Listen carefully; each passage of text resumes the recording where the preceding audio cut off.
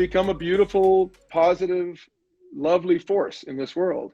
If we aren't a beautiful, powerfully positive force in this world, it's because there's some dysfunction is present. We're not, we aren't physically well, we aren't mentally well, or, as is very common, we're in a job where our boss or manager doesn't really care about us, doesn't really see us, doesn't really care if we're us or somebody else, doesn't know that we're an individual human being doing the work. And so, conversely, when you have a leader that you work with who sees you and really cares about you and wants what's best for you and wants to describe for you why this particular job is going to help them, have a better life and help them learn and help them blossom. And then when they can blossom in a direction which also helps the organization, now you've got something very, very, very powerful. And that's really at the essence of this concept of empowerment, And what I also learned from those jobs, Brian, just from a very young age, is that there were certain people who just made the people around them better, okay? And there were certain people who did good work but didn't make anyone better. In fact, maybe overshadowed others, maybe tried to keep the power. That didn't work very well. And what I always notice is, wow, the people who really care about others and try to help others and teach others and bring them along and help them be at their best, those are very powerful people. Those are the people who can be the best leaders in the world, right? So that was why when I started at Chipotle, the first thing out of my mouth to a big team of area managers that I was thrust in front of, who didn't even know I was president, I didn't even know they were there. I said, listen, what I want to do here at Chipotle is build a culture like I built at my law firm, where each of us is rewarded based on our effectiveness in making the people around us better. Not just on being a good doer, not just in doing one little thing really well or being a skilled practitioner. That's important too, to do something well. Of course it is. We're setting an example. But it's more important to be someone who makes others better, who teaches others, who gives our power away. All of us have a human nature to take care of ourselves first. And that's fine. I mean, even on airplanes, they say, put your oxygen mask on before you help your kid. It's fine. It's fine. So it's fine to be selfish. It's fine to take care of yourself, but it's only fine to be selfish if you realize what real selfishness looks like. Yes. To be actually selfish is to take care of everyone else the best you can, and to create a great team around you, and to make sure they're at their best, to make sure that you give them the power.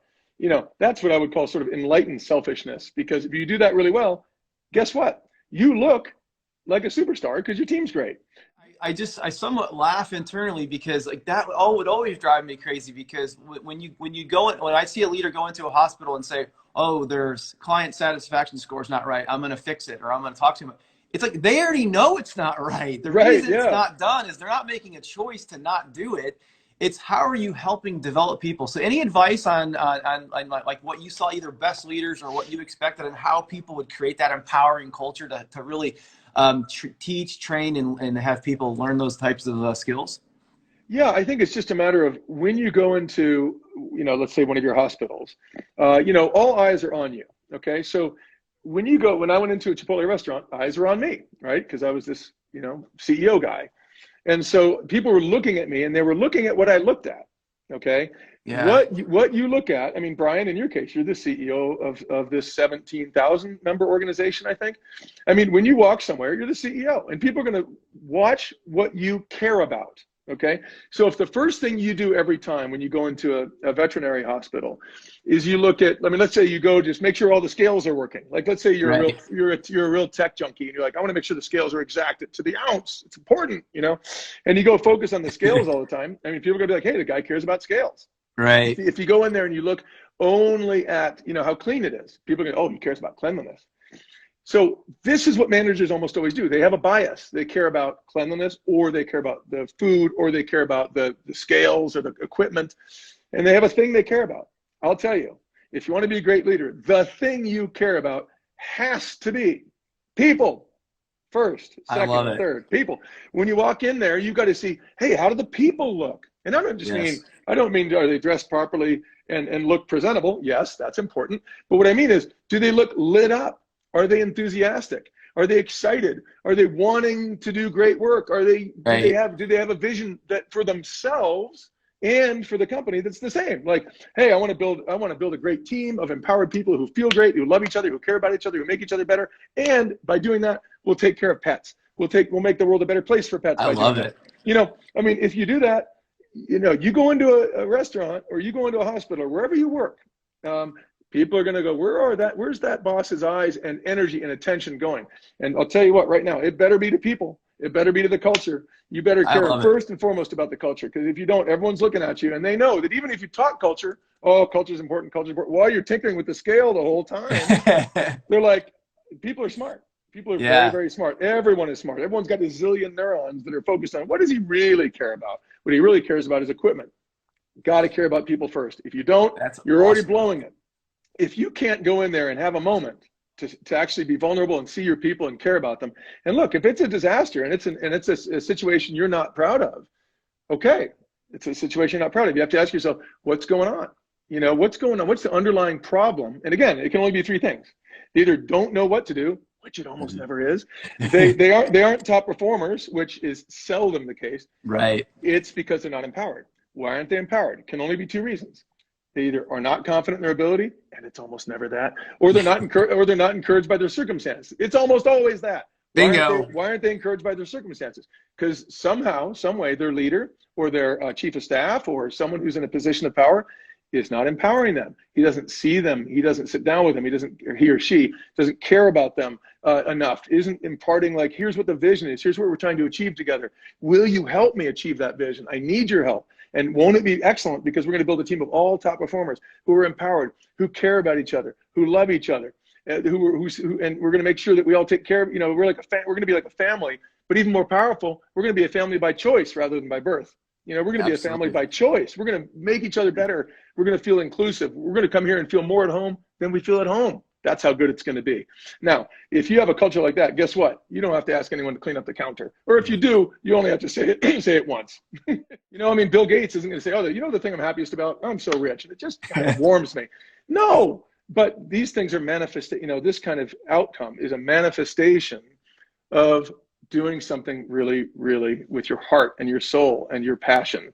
And the only way any of us are going to give something with heart, soul, and passion is when we really care and we're really empowered and we feel seen, valued, loved, and understood.